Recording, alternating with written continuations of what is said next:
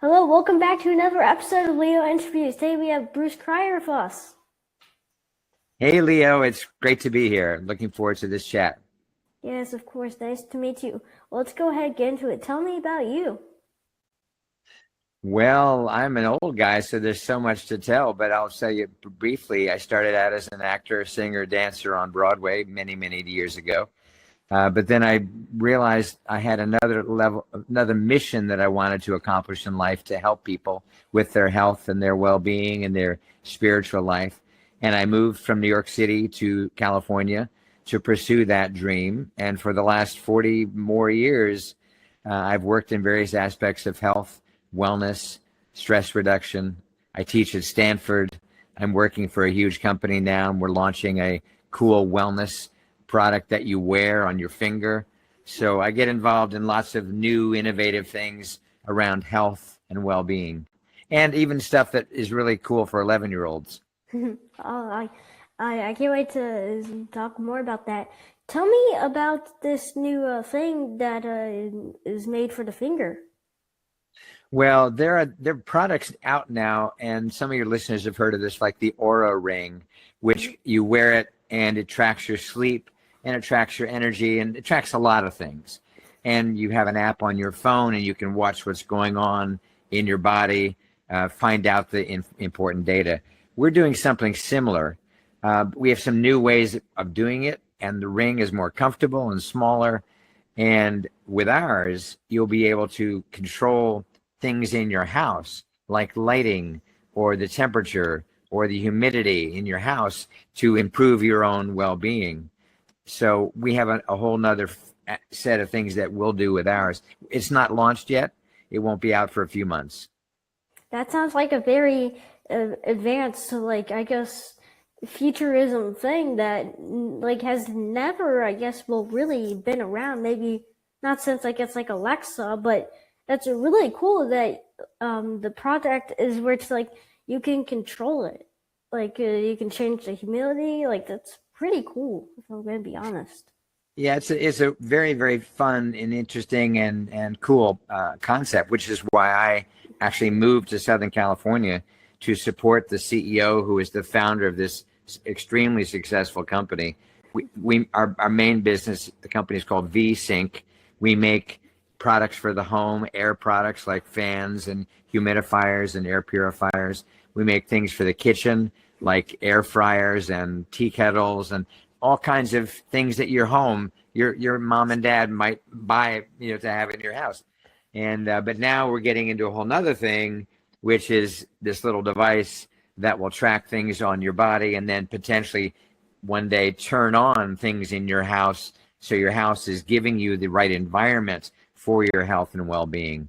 So that's the part that got me excited, especially. Oh yeah, that sounds very I think the CEO made a very huge step in I guess our technology. That's pretty cool.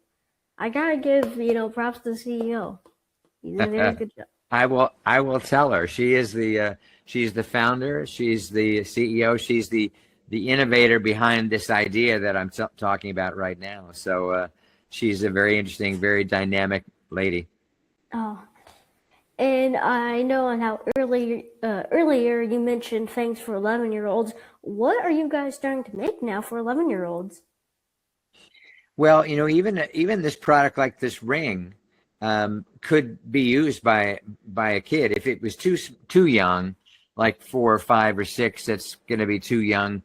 You're going to be growing so fast that you'll outgrow the ring, right? Because the ring doesn't expand.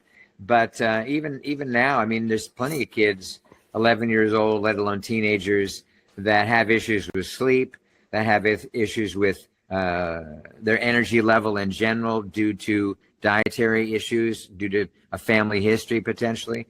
So even this product could be useful. But for many years, I was part of an organization called HeartMath, heart like the human heart, math like mathematics. And the company's still around. It's been out since we started in 1991. I was with it for over 20 years. And we've created a whole bunch of techniques and products and programs like board games and books and audiobooks for kids of all ages, from kindergarten up through college. And so HeartMath is something that a lot of parents get interested in, because not only can it help them as parents who are often very stressed out by life and money worries and children worries or whatever, but also help their kids directly, actual techniques that an 11-year-old could use when you're getting too stressed. You know, you seem like a pretty cool kid. You have a wonderful dad. You met him one time on a phone call, and you're homeschooled, so you got a lot of things that are less stressful maybe than a lot of kids have, but you still have challenges sometimes, and maybe things in the family, whatever, or your grandparents or whatever it may be. So the earlier kids can learn about how to manage themselves, how their body works, how their emotions work, how their mind works, the better off we're gonna be, right, later on in life. Mm-hmm. Yeah, it's very, very interesting. And I know how you mentioned air purifiers. My mom, whenever this video gets out, or I tell her after this, I guess, recording, I'm gonna be like, oh yeah, Bruce Cryer, yeah, he helps make he's an air purifier. She's like, what? She's probably gonna go on Amazon and buy like all them out, because she's like non-tox living, healthy and all that. Yeah. Well, I will just give a plug. The brand, it's our company, but the brand of the air purifiers and all that is called Levoit, Levoit, Levoit. That's the brand. Very popular here in Southern California. We had terrible fires a little more than a year ago in Los Angeles. I mean, thousands of homes just completely destroyed. But not only so, once the fires were out, which was weeks, there was still smoke and everywhere. I mean, all of Southern California was under a cloud of smoke. And our air purifiers were very popular because they were very effective in helping. You couldn't lose all the smoke completely because the fires were too bad, but it made a huge difference for people's health, to not be breathing in such terrible air from the smoke. Mm-hmm. Yeah. I actually think we actually own a Levoit as well. Oh, do you? So, yeah. It's a very popular brand. The company is very successful. Mm-hmm. And I've had many people say that as well, that, oh yeah, I've got 3 of them. One in my office, one in my bedroom, and one in the kitchen.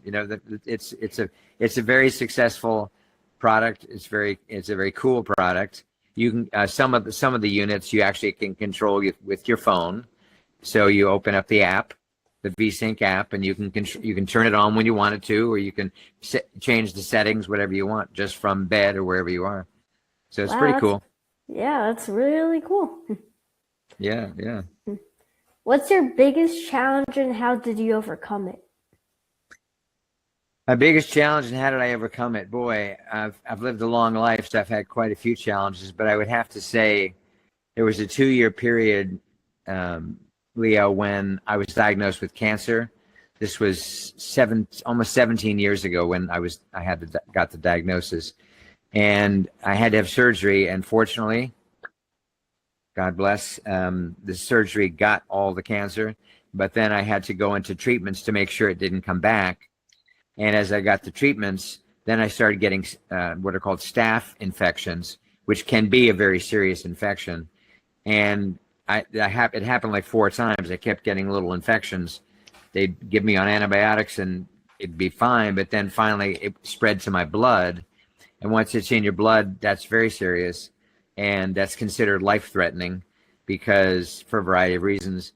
And so I was put in the hospital for several days. They were trying to find where the staph infection was coming from. Meanwhile, the whole reason I was even getting the staph infection was the treatment for the cancer. So the cancer was still the big thing, but now I'm dealing with another life-threatening condition. So this is a pretty scary time. I have obviously survived it all. I am more than 16 years cancer-free. Finally, the staph infections got under control. I'm almost 16 years staph infection-free. But my health issues were not gone, and my challenges were not gone, because at the time I was CEO of that organization I mentioned called HeartMath. So I was still traveling around the world, teaching and consulting. And my hips, I was formerly a dancer, when I was young. I mentioned earlier being a dancer in New York.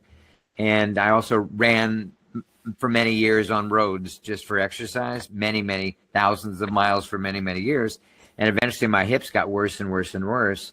And once I got cancer and then the staph infections, the hips got much worse.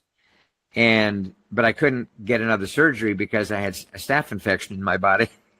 So I had to kind of wait about a year until I was finally in a position to have both of my hips replaced. So I had major surgeries to replace the joint of both hips. And right before that, my mother died and my marriage was ending. So this period of my life, the adults that are listening to this would say, oh my God, I can't imagine going through all that many things in a fairly short amount of time. But it was a huge challenge and a series of challenges, right? My mother passing away was very hard, as you would imagine. And so, I think what obviously I got through it all. And people ask me, how did you get through it? Well, I held on to a hope that felt real that I would survive. That's one of the biggest challenges when you get a diagnosis of anything called cancer. Anybody, especially adults, oh my God, I'm going to die. And that's not true. There's many forms of cancer. There's no way you're going to die from that cancer, but it's still a scary word, right? Anybody hears the word and you get scared. And fortunately, mine was not severe. It had not advanced. I was very fortunate. And I was aware that I was very fortunate. So I was grateful that it was not as bad as it could have been. And that gratitude kind of gave me the energy of hope. And then as time went on over this 2-year period, I gained more strength. It was clear the cancer was gone. And the doctor says cancer free, not just I'm in remission, I'm cancer free. So all that happened. And then when I had the hips replaced, and I could be free of some of that pain as well. And I mean, I was having so much pain just walking before I even had cancer. So all this was going on in my body, and my mother passes away. And then my marriage, which had been struggling, it was clear we needed to also go our separate ways. So it was a hard period. And there wasn't just one answer, one solution. But I think in the end, I stayed hopeful and stayed grateful for anything in my life, the love that I was receiving from my doctors, my nurses, my family, my friends, the outpouring of support I had when I was going through a lot of this was a source of strength. And the more I appreciated the gifts I did have, in spite of all of what sounds like a terrible period, the more I could appreciate it, and the more I could just rest, trying to feel peace and try to feel the presence of God in my heart. The more I did that, the more things improved, and the more I began to realize I will survive. Number one, I will survive. I had no idea 16 years ago that one day you'll be talking to an 11-year-old boy who's not even been born yet, but in 16 years you'll be talking to him about your journey, and who would have ever imagined that? So there have been some delightful surprises in the midst of what was a pretty dark time. Mm-hmm. Man, that's an amazing story. Well, people hear it and they think they jokingly say, "Well, did you decide to do all the worst possible stressful things all at one time?" Like an upside down bucket list. And I said, no, that's just kind of the way it worked out. But I have an innately positive spirit.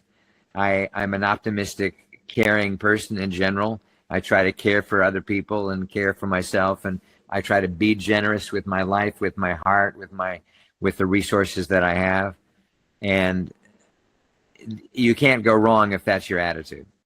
Even if times are extremely difficult and you have no idea how you're going to get through it, the more you can not just focus on your own problems, but focus on, I would tell myself, as bad as this is, what I'm going through, there are people right now, millions of people all over the world, suffering way worse than me. They have no idea how they're going to even have dinner tonight, let alone they're sick and they don't have a hospital to go to. They don't have a doctor who can treat them. There are people right now on this planet way worse than anything I went through. And I was aware of that. As bad as it was for me, I thought, dude, you still have loving family. You've got good doctors. You got hospitals you can go to. You got a lot going for you. And be grateful for that, even if it is hard. And yes, it's hard. It'd be hard for anybody, of course. Mm-hmm. Wow, very well said. Well, thank you. Thank you for making that comment. You're a cool kid. You're really cool. Oh, thank you. If you think that we could all change the world by doing one thing, what would it be? Well, love. There's a quote that I often cite, which is, love is never wasted. And when I think about the power of love to me, there are times when it can feel like it's wasted. There can be times when you're having a conflict with someone, and the last thing you want to do is try to be loving towards that person because they made you mad or they did something that was unfair. So who wants to love them? They're a bad person, right? But what if you could try to love? And then the cynics say, well, what good is that going to do? They're still going to take advantage of you. And I'll say, well, when I love somebody, even if they don't change, I'm doing so much better for my body. When I'm feeling love, my body is different. My heart's different. My brain's different. The biochemicals in my body are not producing stress like they would if I was hating that person and always angry with that person. So if I can try to love, even when it's hard, that's much better for me, even if it doesn't make a difference in how the other person behaves. So love is never wasted, even if it doesn't affect the parent that's driving you crazy, or the teacher that's driving you crazy, or the neighbor, or the person in the checkout line at the grocery store is driving you crazy. Even if it doesn't change their behavior, you haven't lost your power. You haven't given up your dignity just because someone else is not acting like you want them to. Now that sounds very idealistic. It can sound, well, that's really hard. What if somebody's at your front door pointing a gun at you? Are you just going to love them? And I say, well, granted, there are situations where it would be extremely difficult. But what I have found is that even the effort to not get ridiculously angry or frustrated, that protects me. That keeps my energy more positive. That enables me to respond to somebody's anger in a more balanced way instead of just fighting fire with fire. Well, you're going to be angry with me, then I'm going to be angry with you. And then where are we? Then we have a world that's always fighting and always at war, which unfortunately we do. We have a world that's always at war right now. We're not being examples of love enough, in my opinion. Mm-hmm. Yeah, exactly. Like, I think this world is just full of, number one, food, and then hatred and war, and that's it. And, like, most of it is just war, people are angry, like, it's just, like you said, if we could just love one another, and be kind to one another, then I think this world would be, a better place. Exactly. And a lot of people have been saying that for a very long time, thousands of years. And we keep avoiding that one. But wait a minute, I don't want to love that kind of person. The color of their skin I don't like it. Their religion, I don't like that. I'm not going to love them. They don't look like me. They don't believe like I do. Oh, really? So you're not going to like them because of that? Mm-hmm. What about your own family? Does everybody look just like you? Does everybody think just like you? Do you decide who you love based on how they look or how they think? Well, what kind of a world is that? You only love the people that look like you, that have the same last name as you? How is that going to work? So I think as humans loving each other, we're all, in my view of the world and God, we're all children of God. God didn't say, oh, only people of a certain age or gender or color or location of birth are children of God. We all are, every single human. I don't care who you are. We're all children of God. I want to love all my brothers and sisters. I want to look after all my brothers and sisters, not just ones that I'm super comfortable with because they kind of look like me or they're also from New Jersey where I'm from. That's not a way to live to me. Yeah, exactly. Because, like, think about it. If the world was just a copy of you and everyone else was just, like, you being cloned, this world wouldn't be unique, you know? It'd be frightening. Yeah. Actually. It's like no more orders because no more, I guess, like, order thingy area because everyone just gets the same thing, you know? So, like, I think our world would be a lot different if everyone wasn't unique, you know? Exactly. And that's part of the beauty is we get to be ourselves. We get to be, you get to be Leo. You're awesome. You're not like me and you don't need to be me. I don't need to be you, but thank God there's a Leo. You know, I'm really grateful to meet you, man. You're cool. Same with you. Thank you. Well, as always, we have our very special last big bad bonus question. Are you ready for it? Okay. Big bad bonus question. I'm ready. Okay, this is the climax. This is the peak. This is pretty hard. A lot of people actually they can't handle it sometimes. So, are you ready for it? Well, if I have to just shut off all of a sudden, you'll know what happened. Yeah. All right. Are you a Coke or Dr. Pepper guy? Coke. All right. I think that brings the Coke score up to 7 or 8 people around there have voted for Coke. Only 4, 3, maybe 5 people have voted for Dr. Pepper. So Coke is currently winning. However, the viewers watching this, if you guys want your opinion to be heard, you guys can go visit my YouTube page. I have a poll there where you guys can vote for Dr. Pepper or Coke.